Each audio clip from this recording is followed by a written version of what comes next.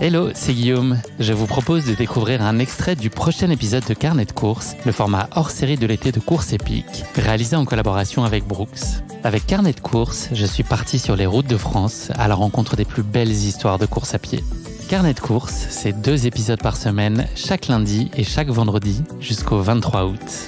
Mais avant ça, place à un extrait de notre prochain épisode. Bonne écoute. On est bien installé là ? Oh oui, grave. Franchement, à la maison. J'ai l'impression d'être au ski presque. T'es pas loin. De montagne. Ouais.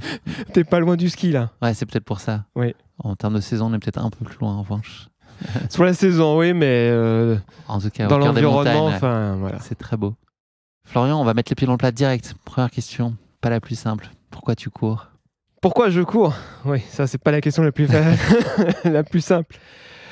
Pourquoi je cours ? Ben, on habite en Haute-Savoie, les montagnes, le lac, la nature, les animaux. Enfin voilà, de quoi s'évader un week-end, une matinée. Enfin voilà, de pouvoir couper au quotidien de la semaine et puis en profiter, sortir de sa bulle, quoi. Tu viens chercher quoi dans la course ?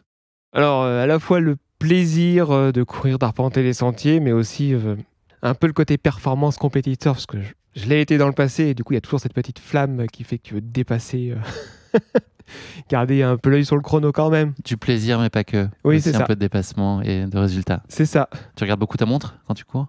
Non, je cours aux sensations. J'ai même plus de cardio, je cours aux sensations, au plaisir. Voilà. Non, j'ai arrêté le cardio. Tu as une compagne dont on peut parler peut-être ? Je ne sais pas si vous êtes mariés ou pas. Non, on n'est pas mariés, mais ma compagne, donc Angelina, elle est en situation de handicap, donc un couple un peu atypique, mais c'est le sport qui nous a rapprochés. Nous parler de ton rapport à la course à pied. Ok. Ça date de 2013, je crois, le moment où tu as commencé à t'y intéresser. C'est plus ça, ouais. particulièrement. Je me suis remis à la course à pied à cette époque-là. Et puis, j'habitais plutôt en ville, en centre-ville d'Annecy. Et du coup, à force de faire les boucles aux mêmes endroits, tu t'ennuies un peu. Moi, j'aime pas faire le hamster. Tu t'y remis parce que tu faisais un petit peu avant ? Tu avais déjà un peu testé ? Non, pas un petit peu comme ça, mais sans Loisir. plus. Et du coup, là, je voulais vraiment m'y remettre. Et du coup, à force de faire les mêmes boucles, les mêmes parcours, du coup, de se dire, mais il y a d'autres sentiers par ici en montagne. Puis du coup, ça fait 5, 10, 15, 20, 30 et 40 km. Et puis après, tu t'arrêtes plus. Ça s'arrête plus. Tu as des souvenirs de début difficiles malgré tout. Là, tu parles des échelons que tu as franchis. Mais est-ce qu'au début, ça a été compliqué, la mise en route les premières fois ? Début, non, pas spécialement. C'est plus quand tu commences à attaquer les sentiers, trouver le parcours, le dénivelé. Voilà, c'est quand même d'autres étapes. Les étapes aussi, le passage au bâton, au sac d'hydratation, enfin, toute l'avancée technologique. Le choix crucial de dire quelle marque de chaussures je choisis, enfin voilà, de toutes ces questions. Tu parlais de ton côté compétitif tout à l'heure. Oui. Ça a aussi très vite rejailli dans ta pratique de la course à pied. Tu as eu très vite envie de prendre des dossards. C'est ça, le challenge en fait. Est-ce que j'en suis capable ? Donc ma première course, c'était le 15 km sur la Maxi Race. Arrivé 2016, se dire j'aimerais bien faire des marathons, donc la Marathon Race sur le marathon du Mont Blanc et la Maxi Race, le Trail des Aiguilles Rouges, 50 km, et puis progressivement jusqu'à arriver 2022 avec mon premier 110 km. Donc du coup, voilà la croissance, mais ça aussi, c'est la performance. Est-ce que je suis capable d'arriver ? Comment tu t'organises ? Enfin, c'est vrai que moi, l'Ultra Trail, c'est comme gérer une entreprise, enfin, des objectifs, des étapes et tout, des engagements, quel temps tu y consacres. Enfin, mais moi, j'aime bien quand c'est tout genre de réflexion, donc... Tu vois les parallèles, ouais. C'est ça. Là, les formats dont tu parles, les formats 110, 120, donc c'est aujourd'hui ton format de cœur. Qu'est-ce que tu aimes spécifiquement de ce genre de distance et d'effort ? Ce que j'aime, c'est ce côté aventure. Alors, on a beau dire, il y a les bénévoles, c'est structuré, c'est encadré, tu as du balisage, oui.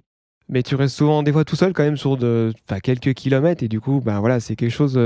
tu gères ton effort. Enfin, on est sur du 17 heures de course, donc tu pars à 4 heures du matin, tu à 21h30. Enfin, c'est une très longue balade en montagne, c'est aussi comme ça que je les appelle.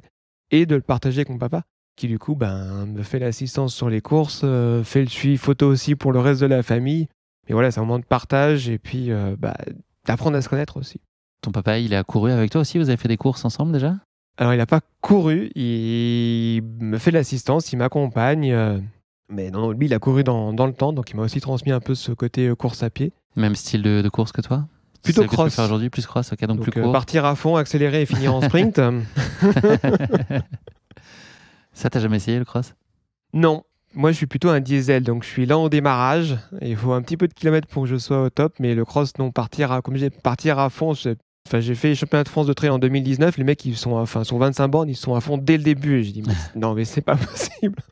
C'est une course, justement, l'exemple que tu cites, c'est une course sur laquelle Angelina est venue te voir à l'arrivée. Elle participe aussi Oui. À ces événements et à ces moments qui sont chers pour toi. Cette course-là était particulière puisque 2019, c'était pour la première fois qu'ils étaient en pays de Savoie. Et du coup, j'ai dit, on peut pas passer à côté de ça, même si j'aime pas trop la partie fédérale, institutionnelle. Je dis, il faut y aller. Donc, du coup, je me suis qualifié pour ces championnats de France à Méribel. Et on a pris un appartement juste en dessous. Et j'ai dit, c'est bien que tu sois à l'arrivée, quoi. Et du coup, même si on connaît le parcours, au bout de 4 heures de course, de voir Angelina juste là, à côté de la ligne d'arrivée, ça regonfle un peu de se dire, ouais, elle est quand même là, quoi. Donc, ouais, c'était un bon moment de partage. C'était assez chouette. Ouais.